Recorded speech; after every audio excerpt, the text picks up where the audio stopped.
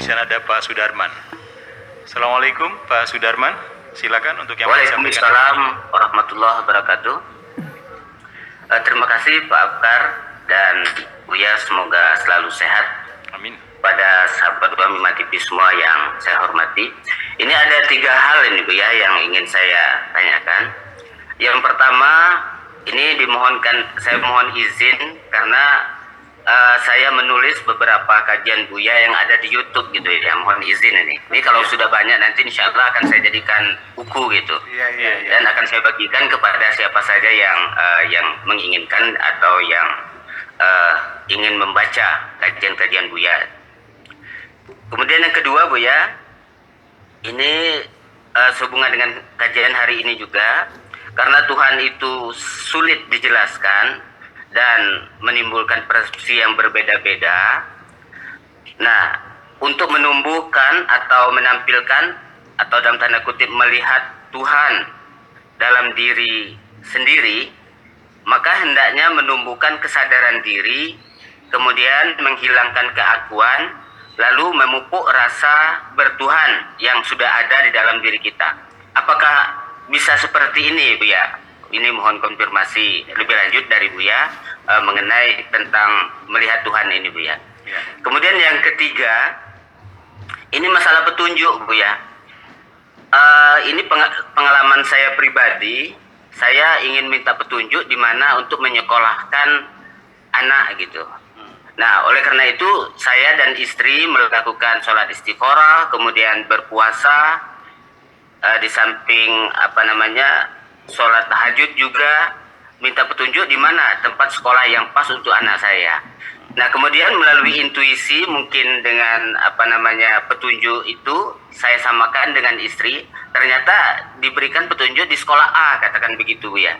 Tetapi pada kenyataannya ketika pengumuman setelah melamar sekolah A itu tidak dapat di sekolah A gitu. Nah, yang ingin saya tanyakan, gimana kedudukan dari petunjuk tadi? Apakah itu hanya semacam ilusinasi, ataukah Tuhan punya perencanaan yang lain yang lebih bagus dari itu, Bu ya? Mohon jelasannya, Bu ya. Terima kasih, itu saja. Terima kasih Pak Arkal. Assalamualaikum warahmatullahi wabarakatuh. Waalaikumsalam warahmatullahi wabarakatuh. Untuk yang pertama, silakan lanjutkan, tuliskan, dibukukan, dibagikan. Ya, berbagi kebahagiaan dengan teman-teman semuanya.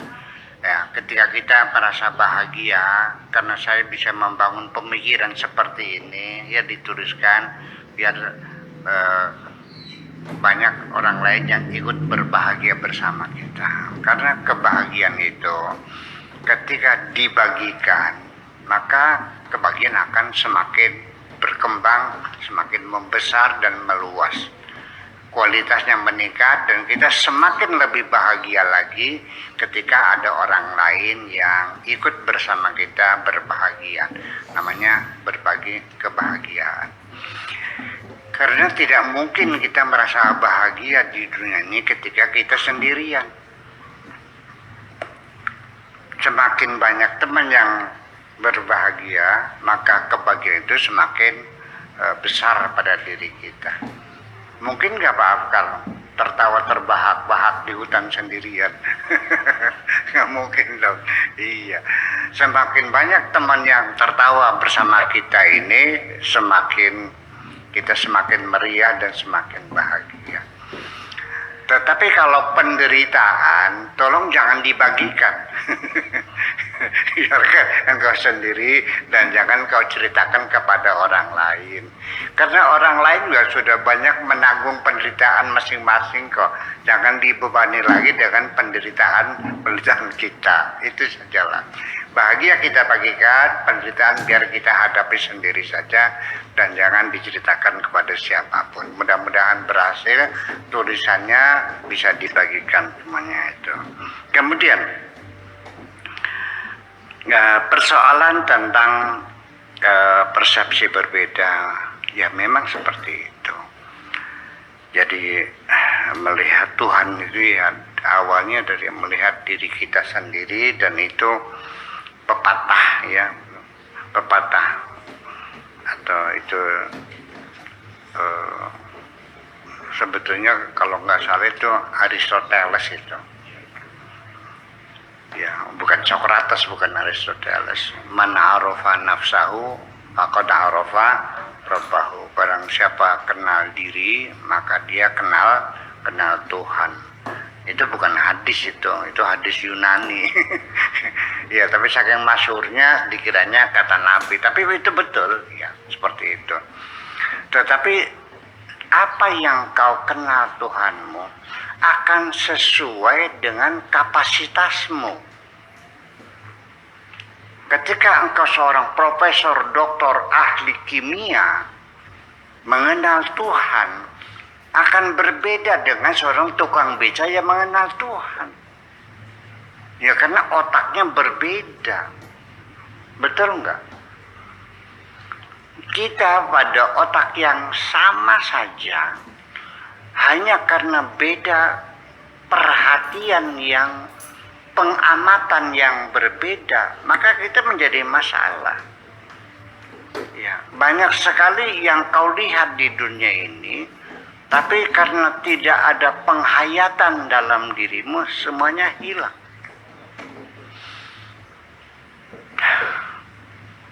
Saya mau nanya, Pak Afkar pernah ke Masjid Istiqlal belum? Pernah. Undangannya ada berapa?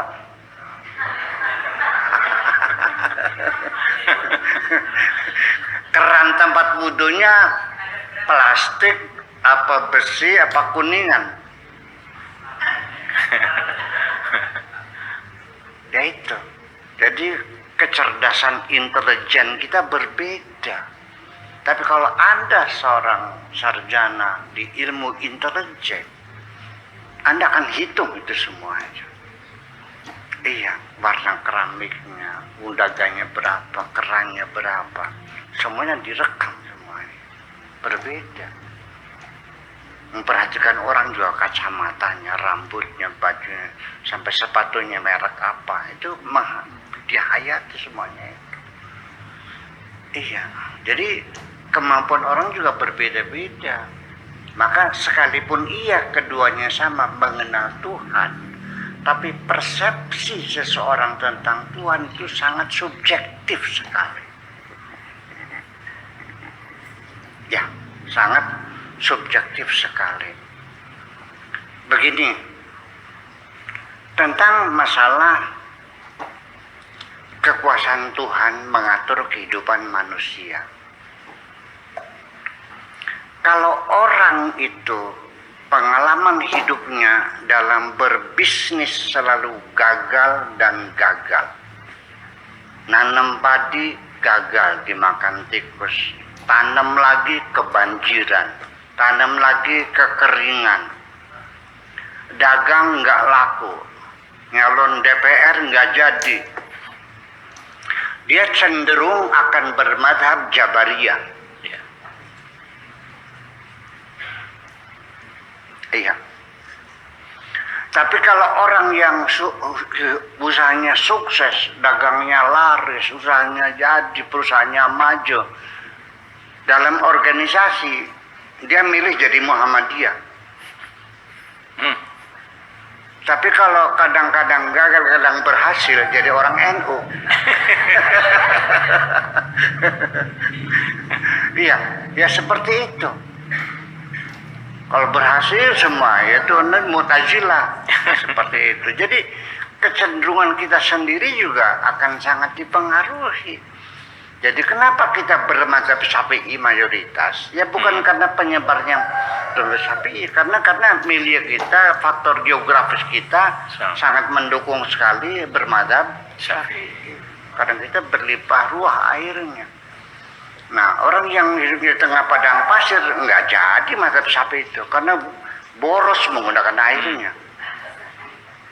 Nah, itulah menjadi subjektivitas daripada persepsi kita ini ditentukan oleh banyak dimensi kultur, dimensi pendidikan kita, status sosial kita, ya kan gitu, ekonomi kita itu semuanya. Orang kaya dengan orang miskin berpikirnya sama nggak? Beda. gaya hidupnya. Orang bodoh, uneducated dengan seorang profesor, sama enggak? Tidak. Nggak sama. Orang yang cantik dengan yang tidak cantik, kelakuannya sama enggak? Tidak. Nasibnya sama enggak? Tapi awas, terlalu banyak perempuan yang wajahnya cantik, tapi nasibnya tidak cantik kok. Iya, nah itulah makanya dalam hal masalah tentang mengenalan diri kepada Tuhan, kita sendiri sesungguhnya, apakah Pak Afkar sudah kenal dirimu sendiri? Saya nggak yakin. Anda masih belum banyak Anda mengenali diri sendiri. Jati diri Anda juga Anda belum kenal. Anda belum bisa menafsirkan perilaku Anda sendiri. Bayangkan, orang tidak bisa menafsirkan perilakunya sendiri. Kenapa demikian? Misteri. Manusia ini makhluk yang paling banyak mengandung misteri ya. Rahasia alam semesta ini, bapak-bapak dan ibu-ibu sekalian, belajar anatomi itu sampai botak kepala saya. Ya kan, belajar patologi, belajar ini, belajar ini. Tentang manusia saja. Rumitnya bukan main. 20 tahun kita belajar manusia, hanya satu bidang kornea yang ada di mata ini, tentang saraf. Itu baru satu. 20 tahun kita sekolah. Ya, kita nggak mengenal dengan diri kita sendiri. Iya. Kita sendiri juga tidak. Sampai sekarang kita belum bisa menafsirkan kenapa sel-sel yang rusak dan mati itu diganti setiap saat dengan sel yang baru. Tetapi kenapa memorinya kok nggak hilang? Melakukan copy paste kepada sel yang baru sebelum dia pergi. Bagaimana proses itu terjadi? Belum bisa ditafsirkan. Iya. Apalagi kita mengenal Tuhan yang menciptakan alam semesta.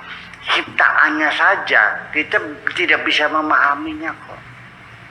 Tetapi minimal apapun terjadi, semakin kita mengetahui, mempelajari kualitas ciptaannya, kita bisa mengukur kualitas yang mencipta. Betul nggak? Yeah. Ini salah satunya seperti itu. Orang yang bikin otopet tuh yang dijejek tuh. Apa namanya otopet lah? Yang diinjak kaki tangan, kaki kirinya dia nginjak bumi tuh, jalan tuh namanya apa? Otopet, oke? Dengan yang bikin sepeda, pinter mana? Sepeda. Yang bikin sepeda dengan yang bikin motor, pinter mana? Motor. Yang bikin motor juga bikin mobil, pinter mana? Mobil. Mobil Kijang apa mobil Ferrari, mana yang lebih pinter? Yang bikin mobil Ferrari dan bikin pesawat, pinter mana?